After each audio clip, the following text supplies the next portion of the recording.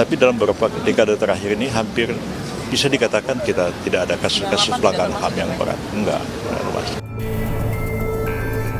Menteri Koordinator Bidang Hukum, HAM, Imigrasi, dan Pemasyarakatan Yusril Iza Mahendra menyebut bahwa kasus kekerasan pada 1998 bukan merupakan pelanggaran HAM berat. Pernyataan tersebut disampaikan Yusril saat menjawab pertanyaan wartawan di Istana Negara Jakarta sebelum acara pelantikan Menteri Kabinet Merah Putih pada Senin 21 Oktober 2024. Yusril juga menyatakan tidak ada pelanggaran HAM berat yang terjadi di Indonesia dalam beberapa tahun terakhir. Ia menjelaskan, meskipun setiap kejahatan merupakan pelanggaran HAM, tidak semua kejahatan dapat dikategorikan sebagai pelanggaran HAM berat.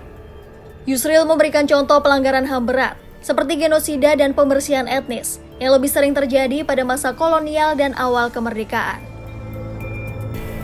Jadi sebenarnya kita tidak menghadapi persoalan pelanggaran HAM yang berat dalam beberapa tahun terakhir. Pelanggaran HAM sih, setiap kejahatan itu adalah pelanggaran HAM. Tapi tidak semua kejahatan adalah pelanggaran HAM yang berat. Pelanggaran HAM yang berat itu kan genocide, massive killing, ethnic cleansing, tidak terjadi dalam beberapa dekade terakhir ini. Mungkin terjadi justru pada masa kolonial, pada waktu awal perang kemerdekaan kita 1960-an. Tapi dalam beberapa dekade terakhir ini hampir bisa dikatakan kita tidak ada kasus-kasus pelanggaran HAM yang berat. Enggak.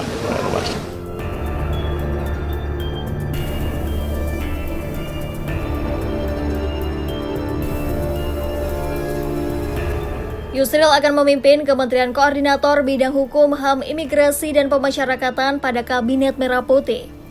Dalam kementerian ini, Yusril juga akan didampingi Otto Hasibuan. Kemudian ada 3 kementerian di bawahnya, yakni Kementerian Hukum, Kementerian Imigrasi dan Pemasyarakatan, serta Kementerian HAM. Yusril menyebut keputusan Presiden Prabowo Subianto dalam memecah Kemenkumham RI menjadi 3 kementerian patut disambut baik.